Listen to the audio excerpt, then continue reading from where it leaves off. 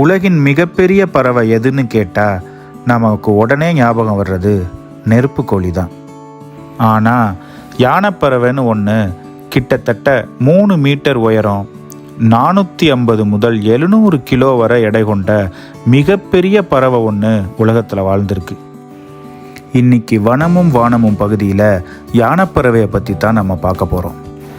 அறிவியல் ரீதியாக எப்பியோர்னிஸ்னு அழைக்கப்படுற இந்த பறவை மடகாஸ்கர் பகுதியில் வாழ்ந்திருக்கு. யானைப்பறவைகள் ரெட்டைட்னு அழைக்கப்படுற பறக்காத பறவைகளின் பரம்பரையிலிருந்து உருவான ஒரு ராட்சச பறவை.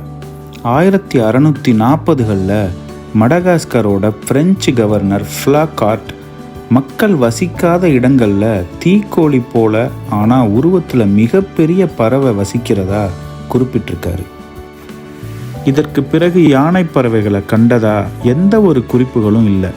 அதனால் 17ஆம் நூற்றாண்டில் தான் அவை அழிஞ்சிருக்கணும்னு நம்பப்படுது. இன்றைக்கும் சில ஆய்வாளர்கள் கிட்ட இது ஒரு விவாதமாகவே இருக்குது. 1000 ஆண்டுகளுக்கு முன்னாடியே அழிஞ்சிட்டதா சிலர் சொல்கிறாங்க. இன்னும் சிலர் கிட்டத்தட்ட 17ஆம் நூற்றாண்டு வரைக்கும் வாழ்ந்ததா சொல்கிறாங்க. யானை பறவைகள் பழங்கள், விதைகள் மற்றும் இலைகளை தினசரி உணவாக உண்டிருக்கு.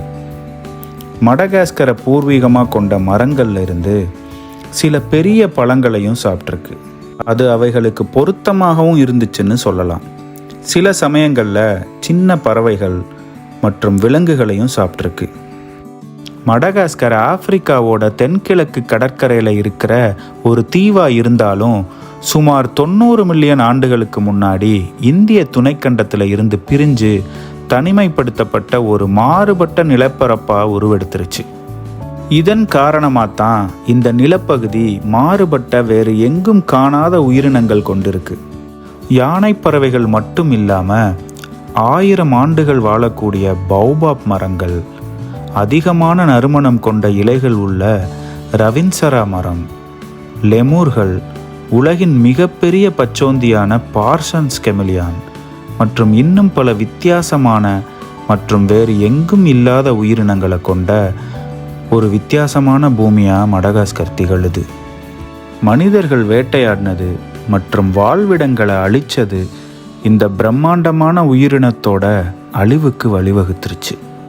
இதற்கு மற்ற காரணங்கள் என்னன்னா சுற்றுச்சூழல் மாற்றங்கள், இவற்றோட குறைஞ்ச இனப்பெருக்க விகிதம் மற்றும் மடகாஸ்கரின் தனிமையான சூழல், இது எல்லாமே இவற்றோட அழிவுக்கு காரணமாக அமைஞ்சிருச்சு. இந்த வீடியோ பிடிச்சிருந்தா கீழே இருக்க லிங்கை கிளிக்